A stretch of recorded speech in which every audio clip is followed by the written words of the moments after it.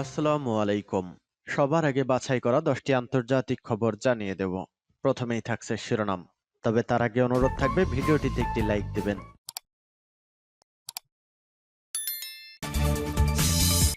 জানিয়ে দেব এই মুহূর্তে পাওয়া সর্বশেষ গুরুত্বপূর্ণ আপডেট আন্তর্জাতিক সংবাদ। রাশিয়া ও ইউক্রেনের বিরোধে মধ্যস্থতা করতে প্রস্তুত এরদোগান।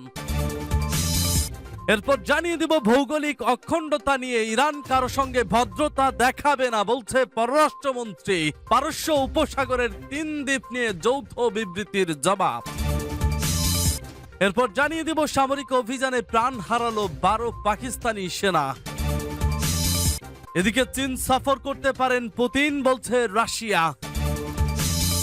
এবং জানিয়ে দিব ইসরায়েলি আগ্রাসন চলতি বছরে পর্যন্ত 200-রও বেশি ফিলিস্তিনি শহীদ।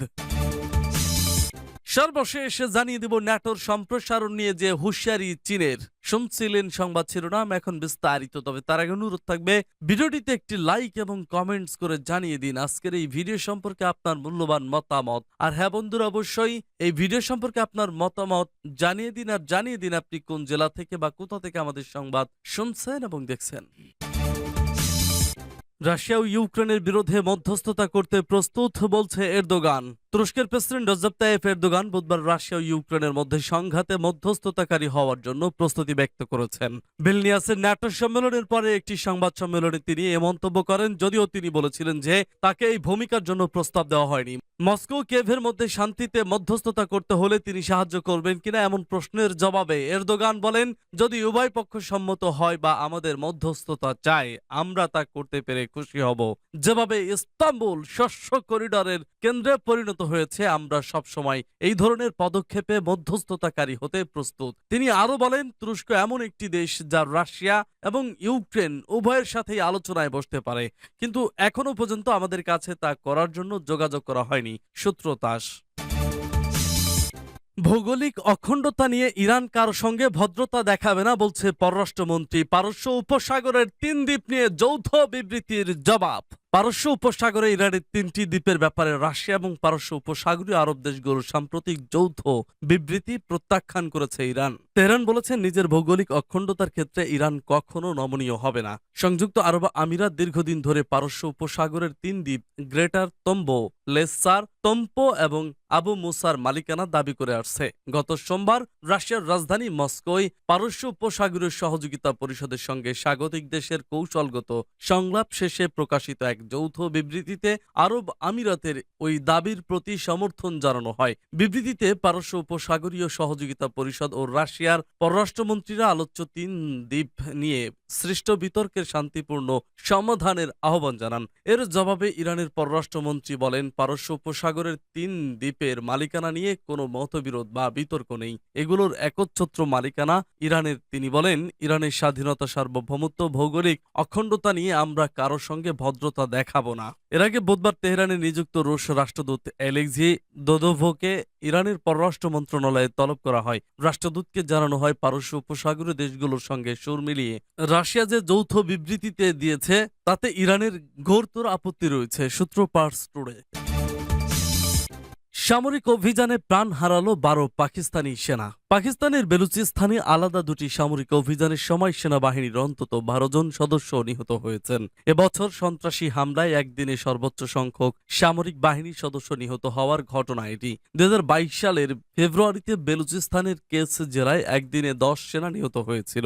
বেলুচিস্তান প্রদেশের জোব ও সুই এলাকায় বুধবার আলাদা 2টি অভিযানে ব্যাপক অস্ত্রে সজ্জিত 7 জঙ্গি নিহত হয়েছে বলে পাকিস্তান সামরিক বাহিনী দাবি করেছে। বুধবার রাতে পাকিস্তান সামরিক বাহিনীর ইন্টার সার্ভিসেস পাবলিক রিলেশনস এক বিবৃতিতে জানায়, সুই এলাকায় অভিযান চালানোর সময় জঙ্গিরা নিরাপত্তা বাহিনীর সদস্যদের লক্ষ্য করে গুলি চালায়। 2 পক্ষের মধ্যে গোলাগুলি চলাকালে 3 সাহসী সেনা শাহাদাত বরণ করেন।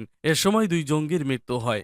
সকালে জব ক্যান্টনমেন্টে একটি সামরিক স্থাপনায় জঙ্গি হামলায় 9 সেনা নিহত হয়। এখানে 2 পক্ষের মধ্যে গোলাগুলিতে 5 জঙ্গিও নিহত হয়। জবে কোয়েটাগামী একটি যাত্রীবাহী বাস 2 পক্ষের গোলাগুলির মধ্যে পড়ে গেলে 1 নারী নিহত ও আরও 5 জন আহত হন। আইএসপিআর জানিয়েছে হামলাকারীরা স্থাপনাটিতে অনুপ্রবেশের চেষ্টা করেছিল, কিন্তু দায়িত্বে থাকা সেনারা তাদের বাধা দেয়। এক পর্যায়ে ব্যাপক গোলাগুলি শুরু হয়। এ সময় সন্ত্রাসীদের সীমান্ত দেওয়ালের কাছে ছোট একটি স্থানে ঘিরে ফেলা হয়। রাতে আরেক বিবৃতিতে জানায় জব ক্যান্টনমেন্টের অভিযান শেষ হয়েছে এবং এতে 5 জঙ্গি নিহত হয়েছেন। জবের কমিশনার সাইদ আহমেদ উমরানি পাকিস্তানি সংবাদ মাধ্যম ডনকে বলেন, অত্যাধুনিক ভারী অস্ত্রে সজ্জিত 5 জঙ্গি এ হামলায় অংশ নিয়েছে। দুপুর পর্যন্ত চলা বন্দুক যুদ্ধে নিরাপত্তা বাহিনীরও বেশ কয়েকজন হতাহত হন। জবের ডেপুটি কমিশনার আজিমুল্লাহ কাকর গোলাগুলির মধ্যে এক নারীর মৃত্যু হয়েছে বলে নিশ্চিত করেছেন। তিনি বলেন, বাসটি ডেরা ইসমাইল খান থেকে আসছিল। এটি জব ক্যান্টনমেন্ট এলাকা পার হওয়ার সময় দুই পক্ষের গোলাগুলির মধ্যে পড়ে যায়। বাসের আহত যাত্রীদের কোয়েটার সরকারি হাসপাতালে পাঠানো হয়েছে বলে জানিয়েছেন তিনি। তেহরিক জিহাদ পাকিস্তান নামের একটি জঙ্গি গোষ্ঠী জব গ্যারিসনে হামলার দায় স্বীকার করেছে। এই একই গোষ্ঠী এর আগে কিল্লা আবদুল্লাহ জেলার মুসলিমবাগ এলাকায় ফ্রন্টিয়ার কোরের ক্যাম্পে চালানো হামলার দায় স্বীকার করেছিল। কয়েক মাস আগে তারা কোয়েটা শক্কুর মহাসড়কে পুলিশের একটি ট্রাকে হামলারও দায়ও স্বীকার করেছিল। চীন সফর করতে পারেন পুতিন, বলছে রাশিয়া। চীন সফরে যেতে পারেন রাশিয়ার প্রেসিডেন্ট ভ্লাদিমির পুতিন। বুধবার এক বিবৃতিতে এ কথা জানিয়েছেন ক্রেমলিন মুখপাত্র দিমিত্রি পেসকভ। তিনি বলেছেন, দুদেশের যে দৃঢ় সম্পর্ক রয়েছে সেটিকে আরও সুদৃঢ় করার জন্য এখন ভালো সময়। ব্রিটিশ বার্তা সংস্থা রয়টার্স এ খবর জানিয়েছে। নিয়মিত ব্রিফিংয়ে পেসকভ বলেছেন, চূড়ান্ত হওয়ার পর পুতিনের চীন সফরের তারিখ ঘোষণা করা হবে। তিনি বলেন, রাশিয়া চীন দ্বিপক্ষীয় সম্পর্কের বৈচিত্র্যময় অগ্রগতি ধরে রাখার এখন সুবর্ণ সময়। চূড়ান্ত দিন নিয়ে সমঝোতা হবে, তখন জানানো হবে। বিভিন্ন পর্যায়ে সংলাপ চলছে। ইউক্রেনে আক্রমণের পর চীনের সঙ্গে অর্থনৈতিক, বাণিজ্যিক, রাজনৈতিক ও সামরিক সম্পর্ক জোরদার করেছে রাশিয়া। 2022 সালের 24শে ফেব্রুয়ারি ইউক্রেনে আক্রমণের সপ্তাহখানেক আগে বেইজিংয়ে পুতিন ও চীনা প্রেসিডেন্ট শি জিনপিং ঘোষণা দিয়েছিলেন তাদের সম্পর্কের কোনো সীমা নেই। চলতি বছরের মার্চে মস্কো সফর করেন চীনা প্রেসিডেন্ট। ও সময় প্রিয় বন্ধু পুতিনের সঙ্গে একাধিক অর্থনৈতিক ও অন্যান্য চুক্তি স্বাক্ষর হয়। রাশিয়ার তেল ও গ্যাসের গুরুত্বপূর্ণ ক্রেতা চীন ইউক্রেনের যুদ্ধবিরতির জন্য একটি প্রস্তাব তুলে ধরেছিল দেশটি, কিন্তু কিয়েভ ও তার পশ্চিমা মিত্ররা এটি প্রত্যাখ্যান করেছে। পেসকভ বলেছেন, পুতিনের সম্ভাব্য বেইজিং সফরে দুই নেতা দ্বিপক্ষীয় বাণিজ্য, অর্থনৈতিক সহযোগিতা ও বৈশ্বিক ইস্যু নিয়ে আলোচনা করবেন। চলতি বছরে পর্যন্ত 200-রও বেশি ফিলিস্তিনি শহীদ ইসরায়েলি আগ্রাসন।